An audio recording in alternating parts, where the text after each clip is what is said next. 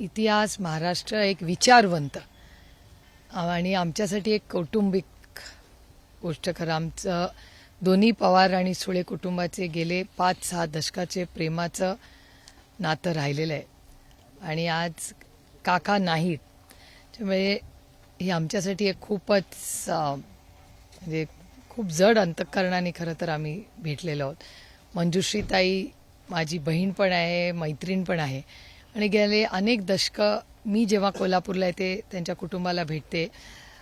जयसिंगराव पवार साहेब हे आम्हाला दोघींना मार्गदर्शन करायचे.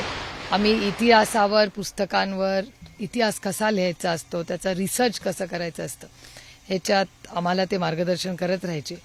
आणि मंजुश्रीताईंनी ती जबाबदारी अतिशय यशस्वीपणे ती घेतली आणि त्यांचं भाग्य की त्यांच्या वडिलांबरोबर त्यांना काम करायला आणि ट्रेनिंग घ्यायला खरं तर एवढा अनुभव गेला. आणि माझी एवढीच अपेक्षा आहे की मंजुश्रीताईंवर आणि त्या सगळ्या कुटुंबावर एवढा दुःखाचा डोंगर खरं तर आहे तरी त्या अतिशय जबाबदारीने त्यांचं काम पूर्ण पुढे नेत आहेत.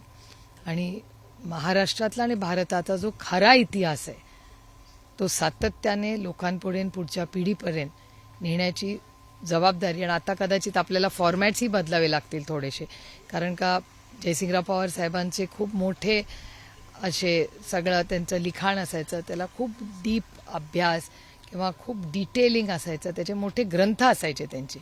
पण आता नवीन पिढीसाठी नवीन फॉर्मॅटमध्ये काही गोष्टी आपल्याला कराव्या लागतील पुढच्या पिढीसाठी. आणि माझी अपेक्षा आहे की मंजुश्रीताईंनी त्या कामात, त्या ग्रंथांच्या कामात सातत्य ठेवले, पण नवीन फॉर्ममध्ये या सगळी माहिती पुढच्या पिढीला पोचवण्याची जबाबदारी आज त्यांच्यावर आलेली आहे. मग त्यांना जाऊ द्या, त्यांना नको आमच्या पॉलिटिक्स. चला तू बोलते नंतर, मला पण माहिती पाठव. हां, आता विचार. राष्ट्रवादी पुन्हा मुख्यमंत्री पदासाठी आशावादी असल्याचं चित्र पाहायला मिळतंय. या ठिकाणी जय पवारनी इच्छा बोलून दाखवलेली आहे की सुमित्रा पवार मुख्यमंत्री व्हावीत अशी आमची इच्छा. वहिनी या राज्याच्या मुख्यमंत्री झाल्या तर त्यांना पहिला हार मीच घालू. नाशिकच्या TCS प्रकरणामध्ये जे आरोपी आहेत तिला काल अटक करण्यात आली आहे. मात्र या सगळ्या फरार काळामध्ये MIMच्या काही पदाधिकाऱ्यांनी देखील तिला मदत केल्याचं आता समोर येते. कसं बघताय? मला असं वाटतं ती इन्क्वायरी पूर्ण होऊ द्या. एकदा पूर्ण इन्क्वायरी झाली की आपल्याला नक्की कळेल. पण आज एक गोष्ट आपल्या सगळ्यांच्याच चॅनल वर्तमानपत्रातून जाणवते की महिलांवर होणारे अत्याचार, भ्रष्टाचार आणि परीक्षांमधला गोंधळ हा वाढत चाललाय. माझी महाराष्ट्राच्या माननीय मुख्यमंत्र्यांना विनम्र विनंती आहे की अतिशय गंभीर विषय आहेत. आम्ही असल्या गोष्टीत कधी राजकारण आणलं नाही आणि आणणारही नाही, कारण महिला सुरक्षितता आणि नागरिक सुरक्षितता ही कुठल्याही सरकारची नैतिक जबाबदारी असते. भ्रष्टाचारमुक्त भारत व्हावा जे स्वप्न माननीय मोदीजी सातत्याने बोलतात, पण त्या गोष्टी कुठे ना कुठे ह्या दिसत राहतात. माझी अपेक्षा आहे की महाराष्ट्राच्या माननीय मुख्यमंत्र्यांनी हे जे भ्रष्टाचाराचे आरोप प्रत्यारोप आज महाराष्ट्रात होत आहेत त्याच्यात कोणीही असेल तरी त्याला मदत करू नये. महाराष्ट्राने फार विश्वासाच्या नात्याने, महाराष्ट्राच्या मायबाप जनतेने यांच्या महायुतीला एवढा मोठा जनादेश दिला आणि या भ्रष्टाचारी लोकांना वाचवण्यासाठी नाही दिलेला तो. त्याच्यामुळे महाराष्ट्रात आज जे वातावरण दिसतंय किंवा वर्तमानपत्रातून ज्या बातम्या भ्रष्टाचाराबद्दल येत आहेत ह्या अतिशय दुर्दैवी आहेत आणि त्याच्यामुळे महाराष्ट्राचा विकास याच्यावर प्रश्नचिन्ह उभी राहतात. त्यामुळे ह्या विषय माननीय मुख्यमंत्र्यांनी फार गांभीर्याने घ्यावा. त्यांनी कुठल्याही प्रेशरखाली, राजकीय प्रेशर दबावाखाली येऊ नये एवढी आमची अपेक्षा आहे. कारण का खरातांच्या केसमध्ये महाराष्ट्राच्या मुख्यमंत्र्यांचं आम्ही सगळ्यांनी विरोधक असलो तरी अभिनंदन केलं, कारण का हीच अपेक्षा आहे आमच्या त्याच्याकडून. राजकारण होत राहिलो पण ज्या गोष्टी चुकीच्या आहेत त्याच्यावर त्याला कुठेतरी थांबल्या पाहिजेत. आणि खरात प्रकरणात अजून तरी कुठलाही राजकीय दबाव वाला माननीय मुख्यमंत्री बळी पडलेले नाहीत. भ्रष्टाचाराच्या बाबतीतही महाराष्ट्राच्या माननीय मुख्यमंत्र्यांनी असंच करावं एवढीच आमची अपेक्षा आहे. मुंबईच्या महापौर बंगल्यावरून आपण जर पाहिलं तर कोट्यावधी रुपये उधळले जातात अशा प्रकारचे चित्र दिसून येते. 75 लाखाचा निधी खर्च केला आणि आता साधारण आपण पाहतो की 3.5 कोटीचा निधी प्रस्तावित करण्यात आलेला आहे. कसं बघता तुम्ही? महाराष्ट्रामध्ये आज प्रचंड शेतकरी अडचणीत आहे. अवकाळी पाऊस होतोय, सरसकट कर्जमाफी करू असा शब्द महाराष्ट्र सरकारने दिलेला आहे, ती झालेली नाही. आज तुम्ही कुठेही गेला तरी तुमच्या चॅनल्सवर बघा, तुमचं रिपोर्टिंग बघा. कालचाच तुम्हाला रिपोर्टिंग सांगते, तुम्ही सगळ्यांनी कांद्यावरनं जी बातमी केली. 1 रुपयाला कांदा आहे, 1 रुपयाला. कसं जगायचं हो त्या शेतकऱ्यांनी? आणि कुठला शेतकरी आहे जो एक कांदा पिकवतो? तो कमी पाण्यामध्ये जो अल्प उधारक आहे, तो शेती कष्ट करणाऱ्या काळ्या मातीशी इमान राखणारा तो शेतकरी आहे. मग त्याला न्याय मिळणार नाही का? मग या शेतकऱ्यांबद्दल आस्था नाहीये का या सरकारला? असं मनात अनेक वेळा आम्हाला येतं. जेव्हा घोषणा होतात तेव्हा मोठ्या मोठ्या घोषणा होतात, पण जेव्हा अंमलबजावणीची वेळ होते त्याच्यात त्या शेतकऱ्याला असेल किंवा आमच्या महिला भगिनी असतील, ह्यांच्यावर अन्याय झालेलाच आपल्याला दिसतोय. कांद्याचा उल्लेख तुम्ही केला. नॅशनल क्राईम 1200 ब्युरोचा एका संभाजीनगरमध्ये एका शेतकऱ्याने 1200 किलो साधारणतः कांदा विकला. हातात पैसे तर उरले नाहीत, मात्र आडत्यालाच काही पैसे द्यावे लागले अशी परिस्थिती. हेच तर माझं म्हणणं आहे की कांद्याच्या बाबतीत असेल, दुधाच्या बाबतीत असेल, शेतकरी आज म्हणजे काल राजू शेट्टीजी पण सरकारवर नाराज आहेत असं ही वर्तमानपत्रात वाचण्यात आलं. मग नक्की शेतकऱ्याच्या विरोधी युरियाचा आता तुम्ही बघाल तुटवता सगळीकडे होता, त्याच्यातून आता युद्धामुळे आणखीन तुटवता येतोय. अनेक गावांमध्ये डिझेल मिळत नाहीये, अशा रांगाच्या रांगाशी कार्यकर्त्यांचे आम्हाला फोन येतात. त्याच्यामुळे आज जगाची परिस्थिती, देशाची आणि राज्याची परिस्थिती ही अतिशय गंभीर होत चालली आहे आणि शेतकऱ्यांच्या बाबतीत त्याचं कंबरडं मोडलंय हो. त्याच्यामुळे ज्या शेतकऱ्यांनी तुम्हाला विश्वास ठेवून तुम्हाला सरकारला आज सत्तेमध्ये बसवलंय, त्या शेतकऱ्याला न्याय देण्याची नैतिक जबाबदारी या सरकारची आहे. नॅशनल क्राईम रेकॉर्ड ब्युरोचा एक अहवाल काल प्राप्त झाला. त्यामध्ये लैंगिक अत्याचाराच्या घटनेमध्ये पुणे देशात 5व्या स्थानावरती असलेलं, राज्यात 1ल्या स्थानावरती असलेलं पाहायला मिळते. काय सांगा? नाही, पुण्याबद्दल मी अनेक वर्ष बोलते. गेले 3-4 वर्ष सातत्याने पुण्याचा लॉ अँड ऑर्डर हे अडचणीत आहे, ह्याच्या जातीने महाराष्ट्राच्या सरकारने लक्ष घातलं पाहिजे. हे मी अनेक वेळा, एकदा नाही, गेले 3-4 वर्ष सातत्याने. मग महिलांवरचे अत्याचार असतील किंवा ती कोयता गँग असेल, तुम्ही क्राईम बघा. आणि हा काय आम्ही केलेला क्राईम रेकॉर्ड नाही, हा भारत सरकारचा आहे. भारत आणि महाराष्ट्र सरकार एकच आहे, एकाच विचाराचं सरकार आहे. म्हणजे असं काही नाही की आम्ही विरोधात आहोत म्हणून बोलतोय. Data speaks louder than words. त्याच्यामुळे डेटा काय सांगतो की राज्यामध्ये पुणे जे शिक्षणाचं माहेरघर होतं, देशामधली मुलं पुण्यामध्ये का शिकायला येतात की अतिशय सुरक्षित सुसंस्कृत पुणे. आता त्या पुण्याचा उल्लेख शिक्षणाच्या ऐवजी आज क्राईम रेटसाठी होतोय. ह्याच्यासारखं दुर्दैव या राज्याचं नाही आणि मी याचा जाहीर निषेध करते. ताई, नुकत्याच झालेल्या निवडणुकांमध्ये भारतीय जनता पार्टीला एक मोठा आत्मविश्वास आलेला आहे. त्यामुळे 29च्या निवडणुकीमध्ये भारतीय जनता पार्टी ही अजितदादा पवार राष्ट्रवादी आणि शिंदे सेनेला बाजूला सारेल असं एक स्टेटमेंट राऊत करतायत. काय सांगू? हे शक्यता नाकारता येत नाही, पण आता मला असं वाटतं आज 2026 आहे, त्याला 3 वर्ष आहेत. आता महाराष्ट्रासमोर महागाई, बेरोजगारी, भ्रष्टाचार ही अशी फार मोठी आव्हानं आहेत.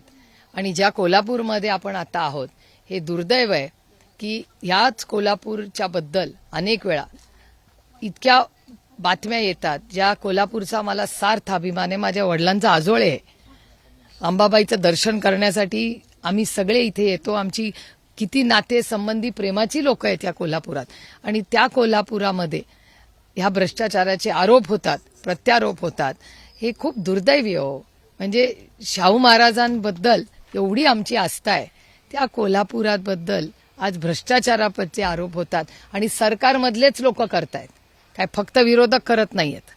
त्यामुळे खूप वाईट चाललंय जे काय चाललंय ह्या भागात. नाशिकच्या कॉर्पोरेट जिहाद असं सुनेत्राताई मुख्यमंत्री झाल्या तर पहिला सत्कार मी करेन असं तुम्ही म्हणालात. मात्र जर त्यांना मुख्यमंत्री व्हायचं असेल तर भाजपच्या विरोधात भूमिका घ्यावी लागेल, कारण दादा देखील शेवटच्या काही काळामध्ये स्पष्टपणे भाजपच्या विरोधात बोलत होते. त्यामुळं भाजपच्या विरोधात त्यांना भूमिका घ्यावी लागेल असं रोहित पवार म्हणतात. ठीक आहे, लोकशाही आहे, प्रत्येकाला आपलं मत मांडण्याचा अधिकार आहे.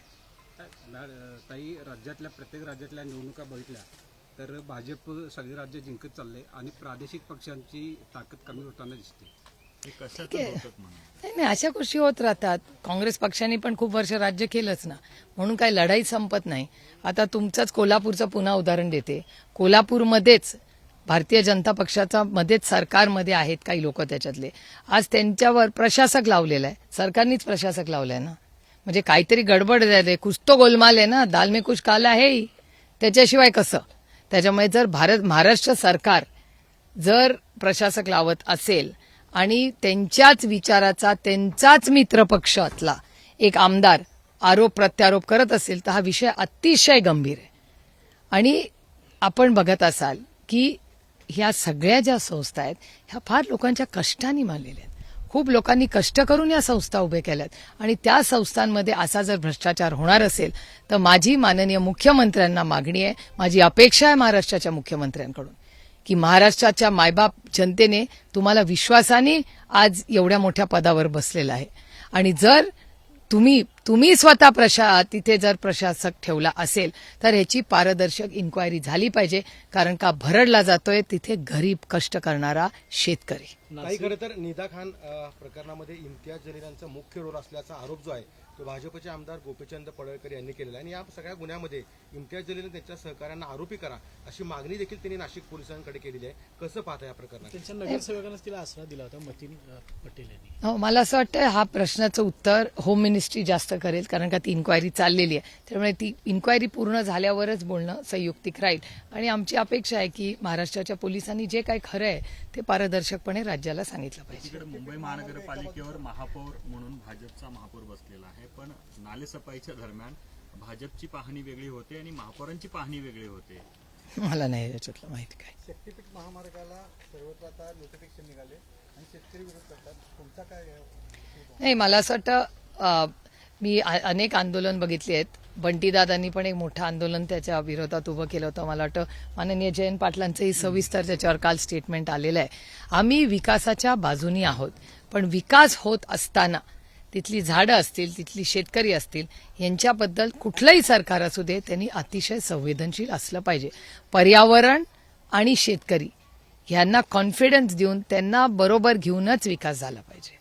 गोकुळच्या संदर्भात तुम्ही भूमिका मांडलीत, नेमकं म्हणायचं काय की सत्ताधारी संचालक आहे त्यांनी भ्रष्टाचार केला त्याची चौकशी व्हायला पाहिजे असं म्हणायचं आहे की नाही, मला राजकारण नाही असं म्हणायचं? नाही, मुख्यमंत्र्यांनी राजकारण आणलं का नाही याचं उत्तर माझ्याकडे नाही. मी वर्तमानपत्र तुमच्यावर विश्वास ठेवते.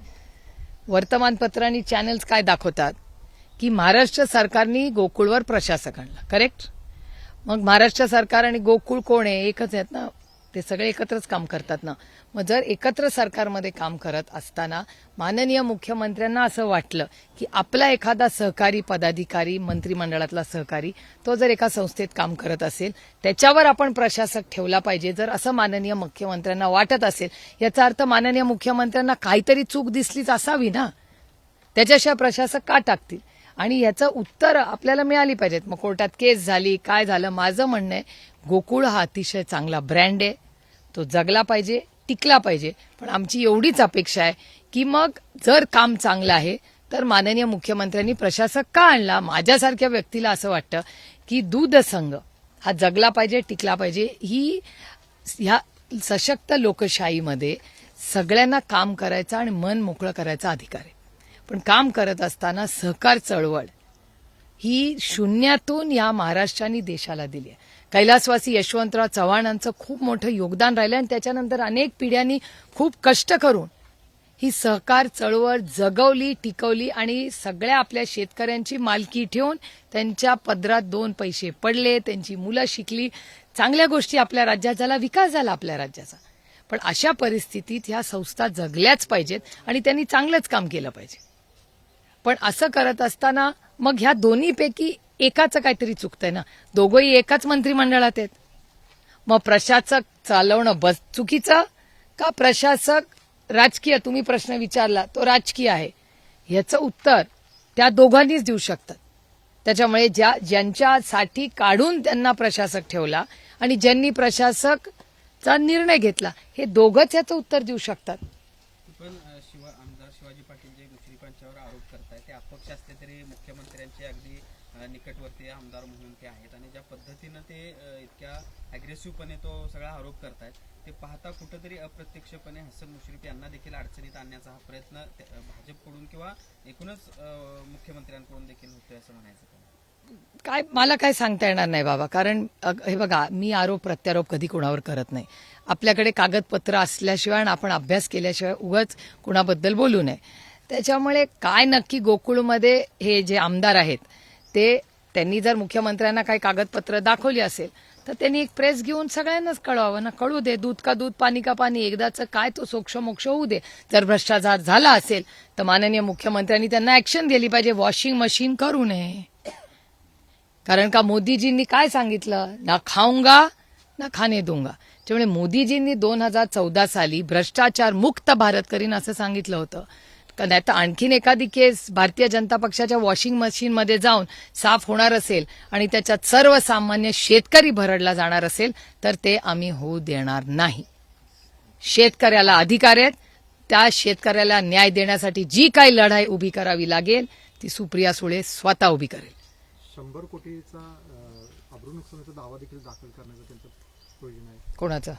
हसन मुश्रीफ. मग तसं असेल तर त्यांनी माननीय मुख्यमंत्र्यांना सांगितलं पाहिजे. एकाच कॅबिनेटमध्ये आठवड्यातून 2दा भेटतात ना, मग त्यांनी माननीय मुख्यमंत्र्यांवरच करणार आहेत का अब्रू नुकसानीचा दावा? पण तिथे प्रशासक कोणी ठेवला? शिवाजी पाटलांनी का माननीय मुख्यमंत्र्यांनी? मग कॅबिनेटमध्ये बोललं पाहिजे ना या गोष्टी. मी काय कधी कॅबिनेटमध्ये बसले नाही, पण थोडाफार जो काय अभ्यास आहे आणि तुमच्या सगळ्यांमुळे ज्या बातम्या कळतात किंवा वर्तमानपत्र वाचल्यामुळे ज्या बातम्या कळतात, जर प्रशासक तर काय बिचारा आमदार करू शकत नाही, प्रशासनच करतात ना. मायबाप सरकारचे कोण आहे? सरकार तर माननीय मुख्यमंत्र्यांनाचा विषय माहिती असेल तर कदाचित माननीय मुख्यमंत्र्यांनी आणि दोघांनी कॅबिनेटमध्ये जर हा प्रश्न सोडवला तर आपल्याला सगळ्यांनाच कळेल, राज्याला कळेल की भ्रष्टाचार झाला का नाही झाला. आणि झाला असेल तर शिक्षा झालीच पाहिजे, आणि नसेल झाला तर 100 कोटीचा हा अब्रू नुकसानीचा दावाला 100 कोटी त्यांना मिळालेच पाहिजे. ताई, खरं तर अजितदादांनंतर अजितदादांचे निकटवर्ती जे आहेत त्यामध्ये हसन मुश्रीफ सुद्धा आहेत. म्हणजे त्यांना अडचणीत आणण्याचा प्रयत्न केला जात आहे का असा प्रश्न अशा माध्यमातून होतो. दादा असताना पण गोष्टी झाल्याच आहेत ना. दादा असताना पण 3 राजीनामे झाले, विसरला तुम्ही? 1 नाही 3. चला, थँक्यू. एबीपी माझा, उघडा डोळे बघा नीट.